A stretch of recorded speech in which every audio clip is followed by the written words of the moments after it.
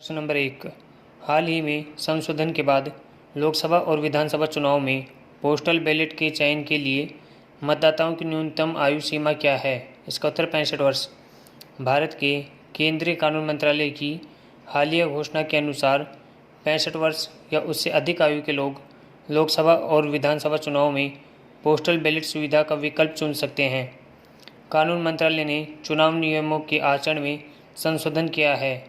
मतदाताओं के लिए पोस्टल बैलेट चुनने की न्यूनतम आयु सीमा 80 की मौजूदा सीमा से कम कर दी गई है। मंत्रालय ने कोविड-19 संदिग्ध या प्रभावित व्यक्तियों को भी पोस्टल बैलेट सुविधा का उपयोग करने की अनुमति दी है। बिहार के मतदाता संशोधित नियमों में सबसे पहले लाभान्वित होंगे। प्रश्न नंबर 2।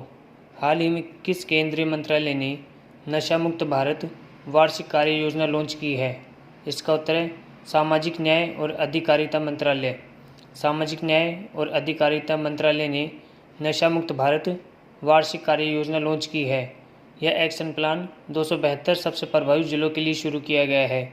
सामाजिक न्याय राज्य मंत्री ने नशीली दवाओं के दुरुपयोग की रोकथाम के लिए राष्ट्रीय कार्य योजना की लोगो और टैगलाइन और नशीली दवाओं के दुरुपयोग के लिए जागरूकता वीडियो भी जारी किए हैं। प्रश्न नंबर 3। हाल ही में किस तेल और गैस कंपनी ने बैटरी स्वैपिंग सुविधा क्विक इंटरचेंज सर्विस नामक एक नई तकनीक लॉन्च की है? इसका उत्तर है इंडियन ऑयल कॉरपोरेशन। पेट्रोलियम और प्राकृतिक गैस मंत्री धर्मेंद्र प्रधान ने चंडीगढ़ में बैटरी स्वैपिंग सुविधा क्विक इंटरचेंज सर्विस का उद्घाटन किया है। इंडियन ऑयल कॉरपोरेशन ने इंडियन ऑयल रिटेल आउटलेट्स पर बैटरी स्वैपिंग मॉडल के माध्यम से इलेक्ट्रिक वाहन के लिए बुनियादी ढांचा स्थापित करने के लिए एक गतिशीलता फर्म के साथ एक समझौते पर हस्ताक्षर किए हैं। प्रश्न नंबर 4।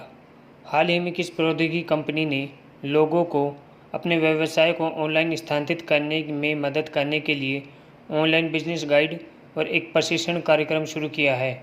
इसका उत्तर है फेसबुक। फेसबुक ने boost with Facebook summer of support नामक एक नई पहल शुरू की है। कार्यक्रम में 6 सप्ताह का मुफ्त ऑन डिमांड ऑनलाइन प्रशिक्षण और आधुनिक ग्राहक सेवा, रचनात्मक सुदृढ़ीकरण, डिजिटल प्रसंस्करण आदि जैसे क्षेत्रों पर चर्चा शामिल है। लोगों को ऑनलाइन स्थानांतरित करने में मदद करने के लिए कंपनी ने ऑनलाइन बिजनेस गाइड भी लॉन्च किया है। प्रश्न नंबर 5। हाल ही में किस रेटिंग एजेंसी ने इस वित्त वर्ष में भारत की अर्थव्यवस्था के 5% सिकुड़ने का अनुमान लगाया है?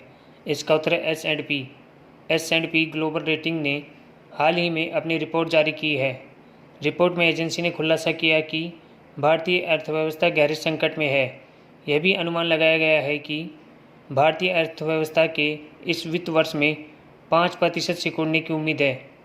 एस&पी ने 2020 में एशिया और प्रशांत क्षेत्र की अर्थव्यवस्था के 1.3% सिकुड़ने का अनुमान लगाया है। नंबर 6। राष्ट्रीय सांख्यिकी दिवस कब मनाया जाता है? इसका उत्तर 29 जून। राष्ट्रीय सांख्यिकी दिवस प्रतिवर्ष 29 जून को मनाया जाता है।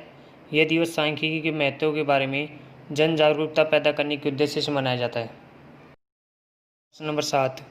हाल ही में मलावी के राष्ट्रपति के रूप में किसे नियुक्त किया गया है? इसका उत्तर है लाजरस चकवेरा।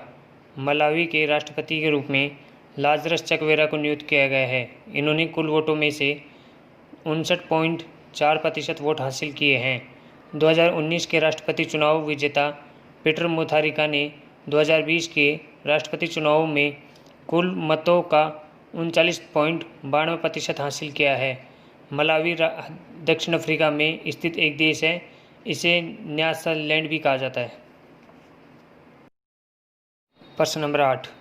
हाल ही में पाकिस्तान ने किस देश के साथ मिलकर कश्मीर में जल विद्युत परियोजना के लिए 2.4 अरब डॉलर के समझौते पर हस्ताक्षर किए हैं? इसका उत्तर है चीन।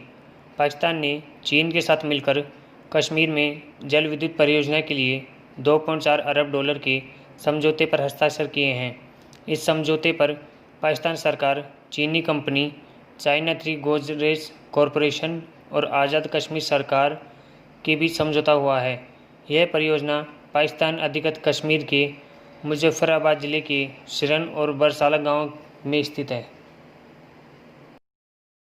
प्रश्न नंबर 9, हाल ही में किस राज्य में किल कोरोना अभियान शुरू किया गया है? इसका उत्तर मध्य प्रदेश। मध्य प्रदेश में किल कोरोना अभियान शुरू किया गया है। यह एक डोर टू डोर सर्वे होगा। यह अभियान राज्य में प्रति 10 लाख लोगों पर कोविड-19 परीक्षण क्षमता को दोगुना कर 4,000 से 8,000 कर देगा। यह अभियान पूरे राज्य में 15 दिनों तक चलाया जाएगा। इन 15 दिनों में 2.5 लाख कोविड-19 परीक्षण किए जाएंगे। दैनिक आधार पर 15 से 20 हज़ार नमूनों को एकत्रित करने और परीक्षण करने का लक्ष्य होगा।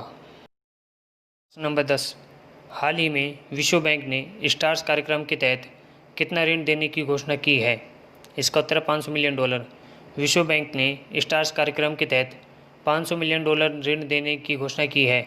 स्वीकृत ऋण से भारत के 6 राज्यों में 1.5 मिलियन स्कूलों में 10 मिलियन शिक्षक और 250 मिलियन स्कूली छात्र लाभान्वित होंगे।